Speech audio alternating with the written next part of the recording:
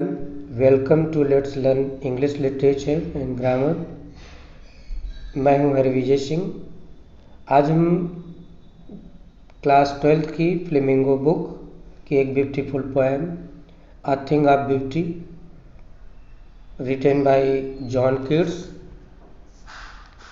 जी हाँ, John Keats एक बहुत ही ब्यूटीफुल पोएट रहे। इनकी डेथ कुछ अर्ली एज में हो गई थी, करीब 25 ईयर में हो गई थी। He was a British romantic poet. He is born 21 October 1795, Moorgate, London, United Kingdom. He died 23 February 1821, Rome, Italy. So dear student, सबसे पहले हम बात करते हैं इस पोएम की सेंट्रल आइडिया पे। The poem A Thing of Beauty gives us a message that a thing of beauty is a joy forever। इस पोएम में A Thing of Beautiful में जॉन कीट्स ने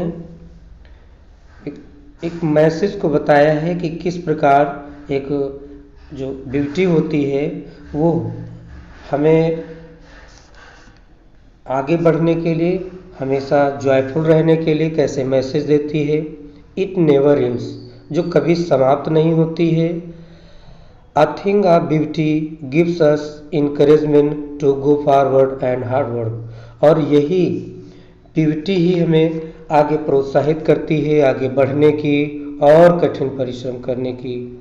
our earth is full of innumerable beautiful things. और इस पृथ्वी पे असंख्य बहुत सारी सुंदर चीजें हैं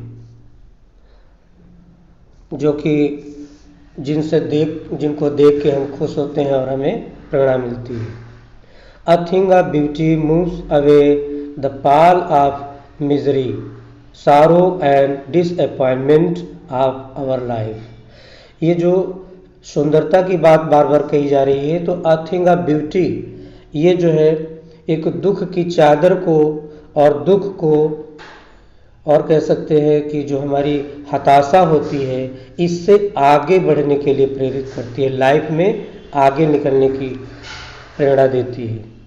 the mighty deeds are also a thing of beauty because they have done their best for the society. ये जो द माइटी डीड्स, कुछ ऐसे कार्य जो लोग मर गए हैं उनके कुछ अच्छे कार्य हैं। Are also a thing of beauty, वो भी एक अच्छी थिंग है क्योंकि they have done their best for the society, उन्होंने समाज के लिए अपना बेस्ट दिया है। तो all the beautiful thing are like an endless fountain sent by God.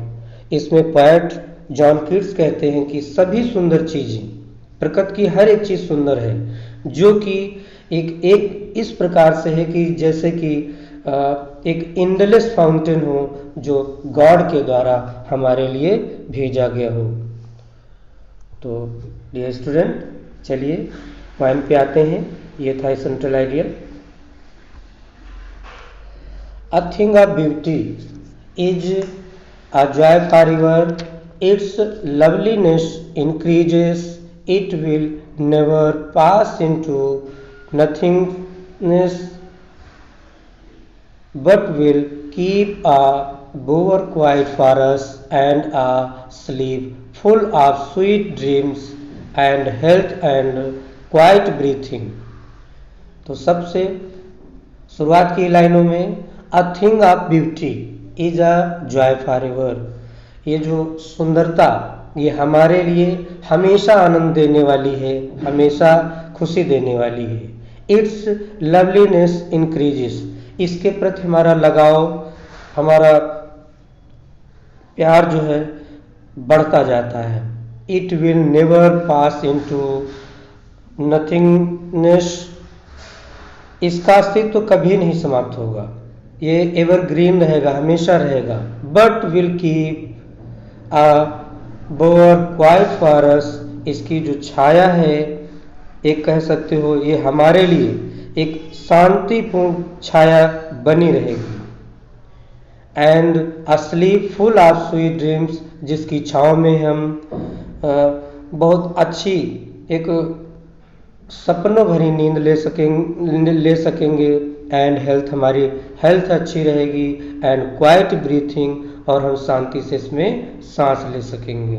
तो therefore are on every morrow, हम इसलिए are we wreathing a flowery band to bind us to the earth, in spite of disappointments of the inhuman death of noble natures of the gloomy days of all the unhealthy and over darkened ways made for us our searching, yes, in spite of all।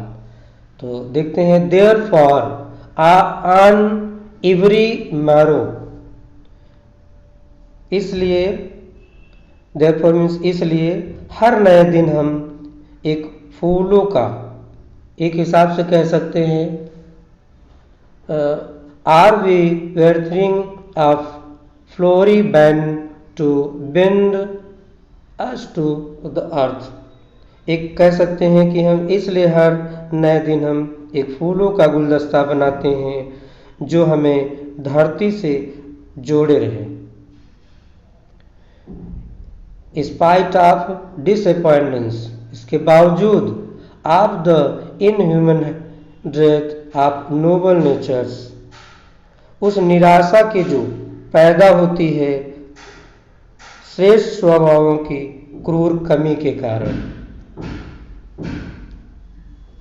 Of the gloomy days, कह सकते हैं एक प्रकार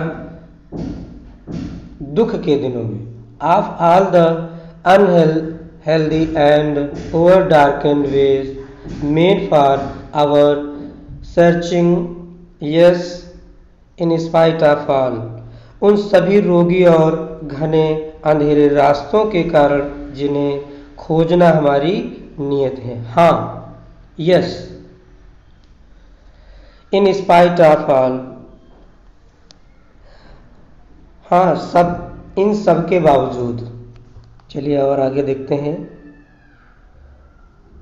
सम shape of beauty moves away the pall from our dark spirits, such the sun, the moon, trees old and young, sprouting a shady boon.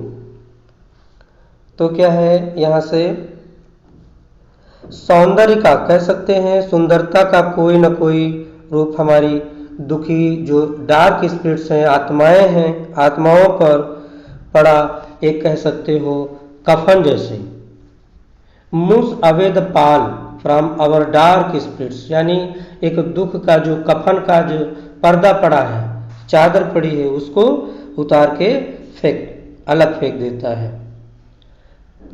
Such the sun, the moon, trees old and young, sprouting a shady boon, जैसे कि सूरज और चांद छायादार वरदान हैं, जो कि एक पुराने पेड़ के लिए जैसे एक नए मासूम जो पेड़ हैं। एक second. The sun, the moon, trees old and young, sprouting a shady boon for simple sheep, and such are daffodils with the green world they live in, and clear rills that for themselves a cooling covert make just the hot season. The mid-forest break rich with a sprinkling of for musk rose blooms, and such to the grandeur of the dreams we have imagined for the mighty deed, all lovely tales that we have heard or read in endless fountain of immortal drink pouring unto us from the heavens brink. यहाँ से थोड़ा सा छूटा था. Such the sun, the moon, trees, old and young, is fronting a shady boon. तो यहाँ पे जैसे कि सूरज और चांद जो छायादार एक जो कुंज तैयार करते हैं पुराने और नए पेड़ मासूम भेड़ों के लिए, और इस तरह कुछ उनके लिए करते हैं. And such are daffodils with the green world they live in. यहाँ पे जो मासूम भेड़ों के लिए और इसी ही तरह अपनी हरी भरी दुनिया में रहने वाले डेफोडिल्स हैं. And clear rights that for themselves a cooling covered make giants the hot season. और वे स्वच्छ जो जलधाराएं हैं जो गर्म ऋतु के विरुद्ध अपने लिए ठंडा रहस्यमय स्थान बनाती हैं. The mid forest brake rich with a sprinkling of fair musk rose blooms. जंगल की झाड़ियों के बीच बहुत से कुंजा पुष्पों के साथ बहती हुई और ऐसी ही शान है कि and such too the grandeur of the dooms we have image for the mighty dead. वो ऐसे शक्तिशाली लोग जो कि मर गए हैं उनके लिए मृत्यु स्थानों की कल्पना की गई है. All lovely tales that we have heard or read. जो हम ऐसे प्यारे लोगों की जो कहानियाँ सुनी हैं या तो पढ़ी हैं उनके लिए इन endless fountain of immortal drink pouring unto us from the heavens brink. एक अनंत झरना जो कि उस अमृत का जो कि स्वर्ग के किनारे से गिरता हुआ हम तक आता है. तो इस पोएम में जॉन कीट्स इस चीज़ को बताना चाह रहे हैं कि यह दुनिया हमारे लिए किस प्रकार इतनी सुंदरता बिखेरे हुए है कि हमारे या पूरी मानवता के जो गहरे गहरे दुख होते हैं उनसे बाहर निकलने के लिए प्रेरित करते हैं.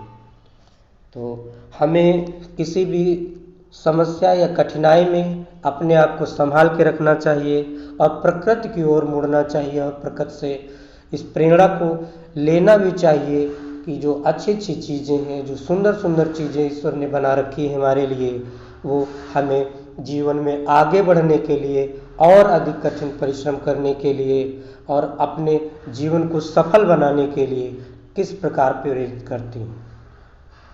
तो डियर स्टूडेंट, लास्ट में फिर कहना चाहेंगे एक बार, let's learn English literature and grammar, जो कि आपके साथ चल रहा है. लिटरेचर भी चल रही है. बहुत जल्द आपके बीच में ग्रामर के भी एपिसोड आना स्टार्ट हो जाएंगे. So please like, comment and share my videos. Thank you.